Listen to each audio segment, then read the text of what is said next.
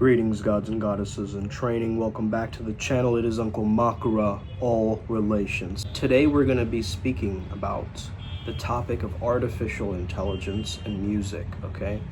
Now this was suggested by one of our adepts, Mathis, and I think it's a very interesting topic because it really goes to show you that music becomes a living organism that starts to adapt to your field in real time. So there's gonna be, I believe, a lot of inventions related to music, different musical products, the future of headphones and headset technology. There's already the Muse headsets that record the brainwave patterns. I think that's very useful to measure heart rate variability and have people, stay in that flow state pocket so they bring in the right spirit team, right? By staying in that flow.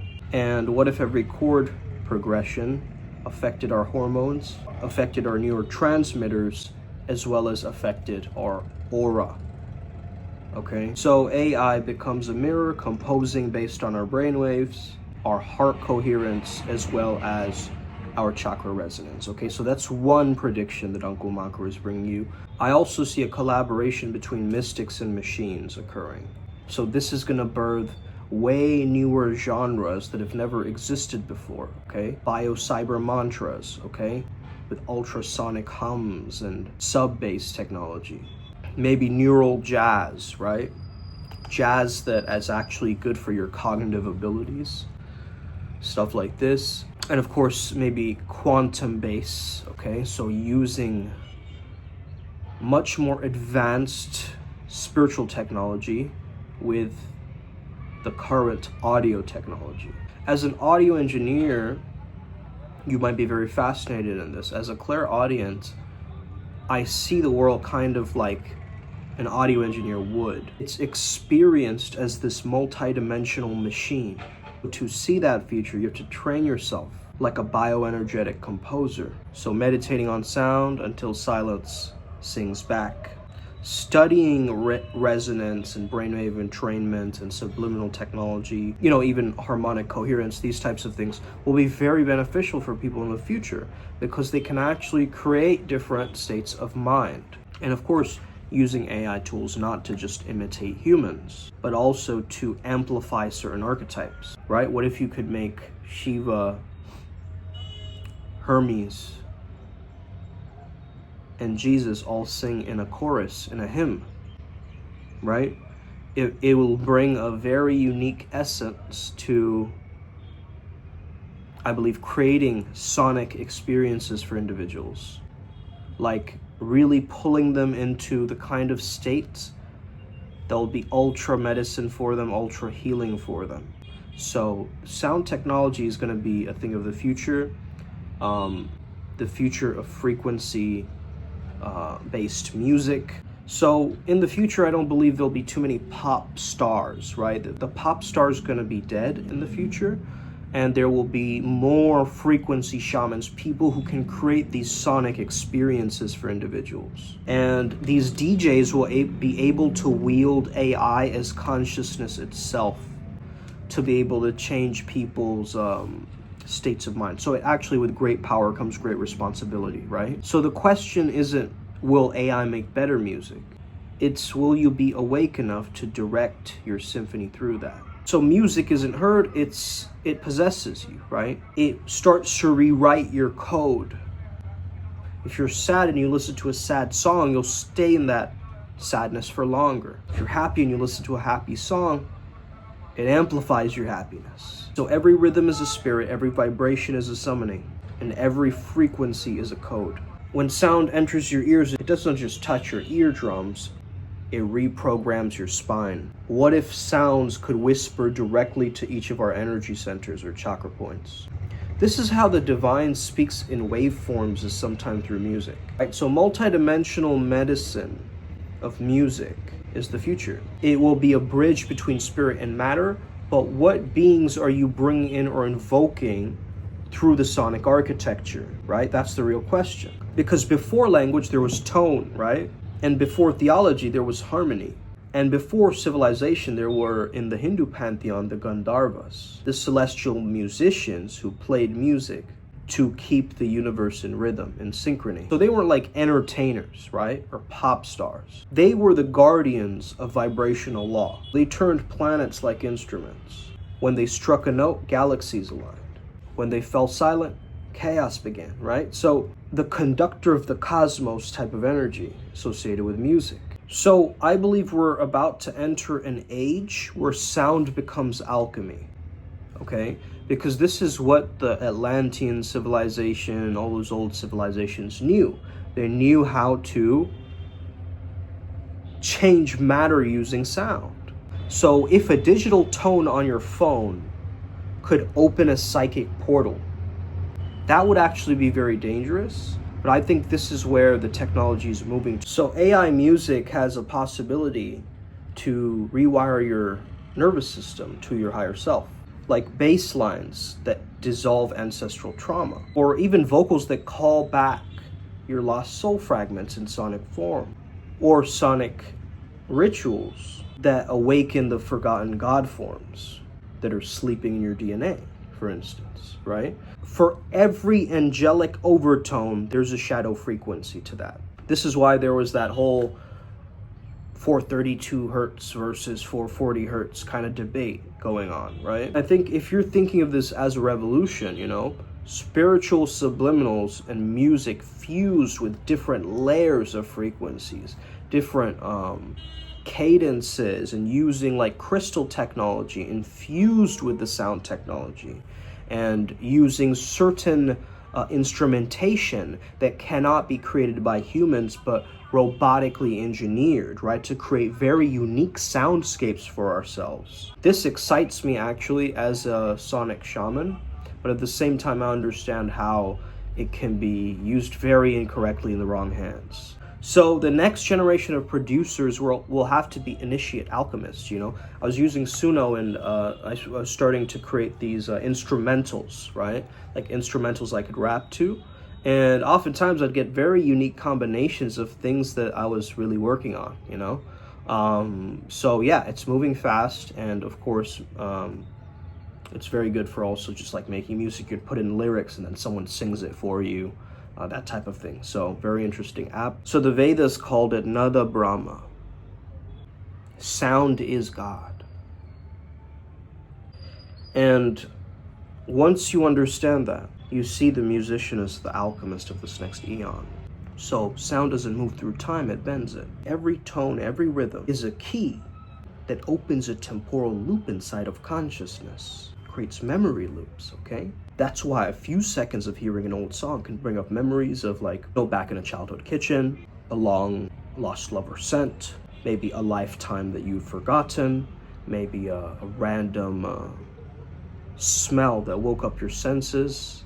Maybe you worked in a field or a garden, and that specific smell of those flowers resonate with your mindscape. So in neural terms, sound threads straight through the amygdala and the hippocampus, the emotional and memory engines of the brain, guys. In energetic terms, it means it vibrates the etheric filaments that hold your Akashic recordings, right? Your stored timelines of emotion, desire, and identity. So when music hits, it's not just nostalgia, you're time traveling. So here is where the future gets really wild, okay? Memory loop therapy. You could go back to an old trauma and rewrite the song's code, right? So AI generated compositions tuned to specific frequencies of your personal past, using biometric data, even voice timbre, and even your old playlists to pull the buried emotion into the surface so that it can be released and healed, okay? Or regressive sound journeys, right? Sound fields that reopen ancestral or past lives, allowing karmic residue to complete its cycle through movement, tears, or laughter, right? I believe the same technology can seed memory loops into the future.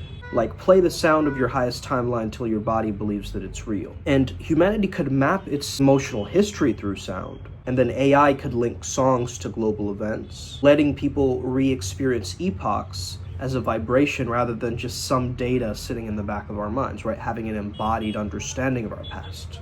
And also music that can rewire the mind, especially during sleep, right? So music that designs it specifically through that theta delta range, right? That syncs up with your sleep architecture, weaving new stories into the subconscious until it starts dissolving those old loops. What is remembered can be rewritten, and what is felt can be freed. So music will become a ritual interface for this. And I'm speaking, of course, as a positive psychologist, right? There can be doom and gloom and music creating disharmony and dissonance as well, okay? And discord as well. But I'm talking about the designers of memory architectures. Soundscapes that reveal the wound and encode the cure. At least that's what I'm interested in. So intention programs the vibration. Silence is part of the song. So like, what if songs left room for memory to speak? And completion over repetition, right? So don't just stay in the nostalgia, heal it, reveal it. That's why we're going from streaming songs to streaming selves. Each of us are composing our own timeline through sounds. Another thing that I forgot to mention is, of course, audio experiences and sonic experiences, like I was saying, can create the states of even certain compounds, entheogens, drugs, right? So you could get a frequency that you put on that could be like a replacement for your Ritalin or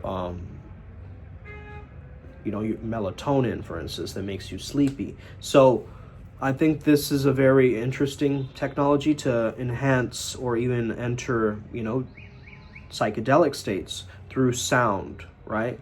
And of course, healing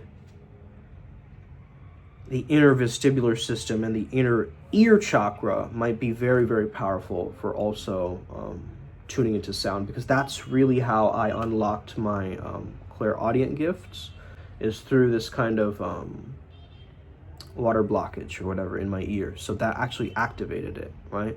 So the wound can become a womb, right? An opening, a birthing in a sense. So to me, clairaudience isn't just about hearing voices, right, guys? It's the art of listening beyond what's audible. It's when vibration becomes revelation, when tone carries an intelligence for you. When you can activate that, every sound becomes a teacher almost. The hum of your refrigerator, right? The traffic outdoors, your own heartbeat. Each is hiding messages in its harmonics.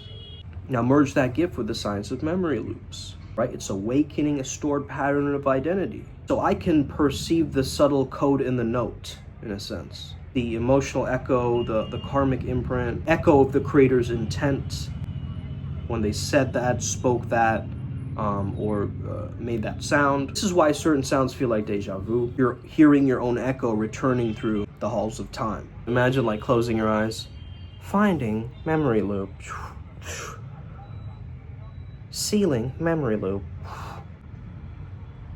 opening file, plays the movie in your mind, and then it makes a black and white version, right? And then it makes it a Smurfs animated version, and then it keeps going, right? Like, we could use so much of our intelligence and technology and creativity and innovation in this that will really make things very swift, easy, and interesting.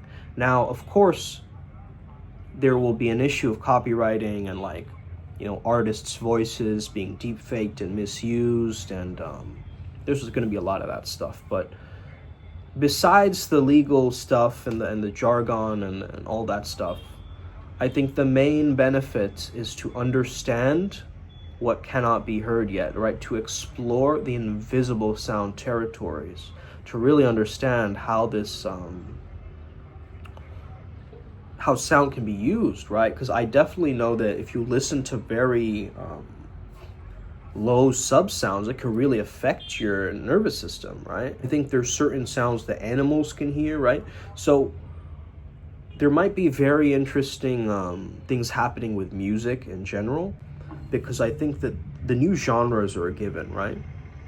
But I also think there might be interesting introductions to music instruments that we have never heard of before, right? So you hear the sound of like a didgeridoo or whatever. You now understand that, wait a second, it isn't just about that sound. Like, I'm hearing a completely warbled, maybe morphed version of a didgeridoo that now gives me like a certain brainwave state, right? That helps me focus or calm my analytical mind or whatever, right? So yeah, if we do this purposefully and if we move forward as artists, right, the last boss level, the last stage of the healer is the artist, okay?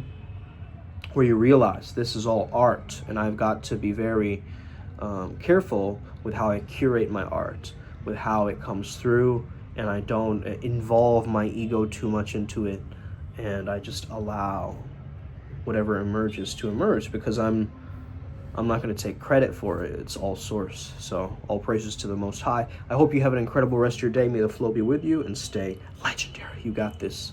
We got this. Tap into some good music and enjoy some of my music on this channel as well. You can type in SKRIPTZ. That's my rap name, Script, on this channel. And here's some of my tracks. Let's get it. Upward Spiral. Let's win. Boom.